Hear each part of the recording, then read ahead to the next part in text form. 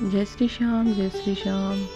सभी को निर्जला एकादशी की बहुत बहुत शुभकामनाएं। निर्जला एकादशी का हिंदू धर्म में विशेष महत्व है। यह एकादशी सबसे कठिन और पुण्यदायी एकादशियों में से एक है। इस साल यह एकादशी जून 2025 को मनाई जाएगी। इस दिन भगवान विष्णु की पूजा करने का विधान है। वही इस दिन पूजा करते समय व्रत कथा पढ़ना जरूरी माना जाता है, वरना पूजा अधूरी मानी जाती है। साथ ही व्रत का फल भी नहीं मिलता है। आइए जानते हैं इस व्रत की कथा के बारे में। विष्णु पुराण के अनुसार भगवान श्री कृष्ण ने स्वयं पांडवों को एकादशी व्रत का महत्व बताया था।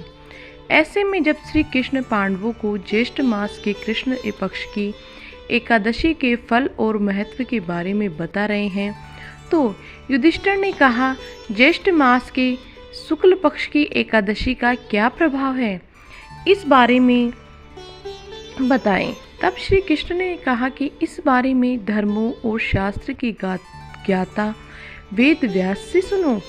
भीम कहने लगे कि हे पितामह, मैं तो पहले ही कह चुका हूँ कि मैं भूख सहन नहीं कर सकता। यदि वर्ष भर में कोई एक ही व्रत हो तो वह मैं कर सकता हूँ, क्योंकि मेरे पेट में वृक नाम वाली अग्नि है, जिसके कारण मैं भोजन किए बिना नहीं रह सकता। भोजन करने से वह शांत रहती है, इसलिए पूरा उपवास तो क्या एक समय भी बिना भोजन किए रहना कठिन है।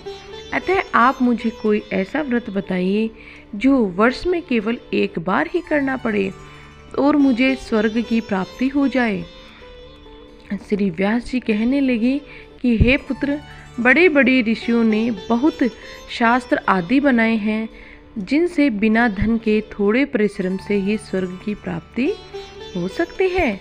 इसी प्रकार शास्त्रों में दोनों पक्षों की एकादशी का व्रत मुक्ति के लिए रखा जाता है। वेद व्यास जी ने कहा कि हे कुंती नंदन, ज्येष्ठ मास के शुक्ल पक्ष की एकादशी को निर्जला एकादशी कहा जाता है। इस दिन दांत साफ करने के अलावा सूर्योदय तक एक बूंद भी जल ग्रहण नहीं किया जाता। व्यास जी की बात सुनकर भीमसेन ने कहा कि हे पितामह, भ्राता युधिष्ठिर, माता कुंती, द्रौपदी, अर्जुन, नकुल और सहदेव आदि सब एकादशी का व्रत करने को कहते हैं, परंतु महाराज मैं उनसे कहता हूँ कि भाई, मैं भगवान की शक्ति पूजा आदि तो कर सकता हूँ, दान भी दे सकता हूँ, परंतु भोजन के बिना नहीं रह सकता। इस पर व्यास जी ने कहा कि हे भीमसेन, यदि तुम नरक को बुरा और स्वर्ग को अच्छा समझते हो तो प्रति मास की दोनों एकादशियों को अन्न मत खाया करो। व्यास जी के वचन सुनकर भीमसेन नरक में जाने के नाम से भी भयभीत हो गए और कांप कर कहने लगे कि अब क्या करूं? मास में 2 व्रत तो मैं कर नहीं सकता, हाँ वर्ष में एक व्रत करने का प्रयत्न अवश्य कर सकता हूँ। अतः वर्ष में एक दिन व्रत करने से यदि मेरी मुक्ति हो जाए तो ऐसा कोई व्रत बताइए।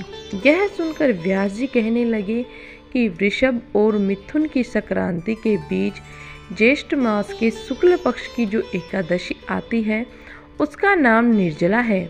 तुम उस एकादशी का व्रत करो। इस एकादशी के व्रत में स्नान और आचमन के सिवा जल वर्जित है। आचमन में 6 मासे से अधिक जल नहीं होना चाहिए, अन्यथा वह मद्यपान के सदृश हो जाते हैं।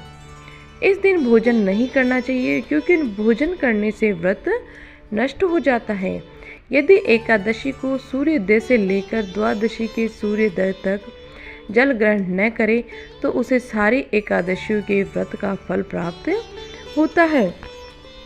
द्वादशी को सूर्योदय से पहले उठकर स्नान आदि करके ब्राह्मणों का दान आदि देना चाहिए। इसके पश्चात भूखे और सत्पात्र ब्राह्मण को भोजन कराकर फिर आप भोजन कर लेना चाहिए। इसका फल पूरे एक वर्ष की संपूर्ण एकादशियों के बराबर होता है। व्यास जी कहने लगे कि हे भीमसेन, यह मुझको स्वयं भगवान ने बताया है। इस एकादशी का पुण्य समस्त तीर्थों और दानों के अधिक है। केवल एक दिन मनुष्य निर्जला रहने से पापों से मुक्त हो जाता है। इस प्रकार से निर्जला एकादशी का व्रत सभी एकादशियों से श्रेष्ठ है।